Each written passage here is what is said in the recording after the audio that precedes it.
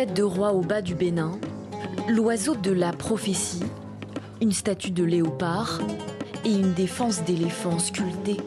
Ces 4 bronzes sont considérées comme certaines des plus importantes œuvres d'art africaines. Elles ont été arrachées au sol qui les a vues naître, le royaume du Bénin, il y a près de 120 ans. Et les voici enfin en partie de retour à la maison. Les bronzes du Bénin, comme nous le savons, ne sont pas de simples objets d'art ou des vestiges de l'Antiquité. Ils incarnent l'âme et l'esprit du royaume du Bénin.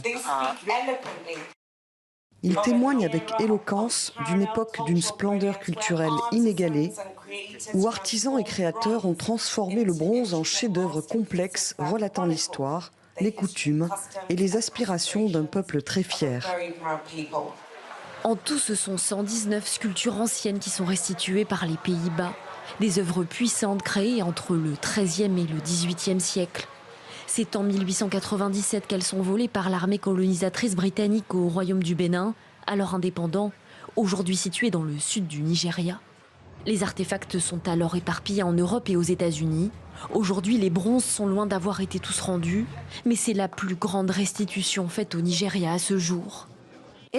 Les Pays-Bas ont l'intention de poursuivre leur dialogue avec les pays de provenance, dont les objets font partie de leur collection. La question centrale à cet égard est de savoir ce que nous pouvons apprendre les uns des autres, et il est important de le faire pour réparer les erreurs historiques du passé. Réparer les erreurs du passé et, à travers la restitution de ce patrimoine, rendre un bout de son histoire et de son identité au royaume. En tout, 115 de ces bronzes vont être rendus à l'Oba, le chef traditionnel du royaume du Bénin. Ce retour est unique. Son importance dépasse toute explication. L'histoire du départ et du vol de ces objets du Bénin remonte à avant même ma naissance.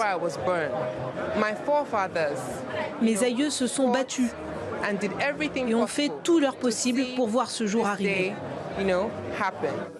Et le combat n'est pas encore fini. Si certains pays ont déjà retourné des œuvres, comme l'Allemagne, d'autres sont en retard. Ils invoquent des lois les empêchant de restituer les trésors spoliés, à l'instar du Royaume-Uni et de son British Museum.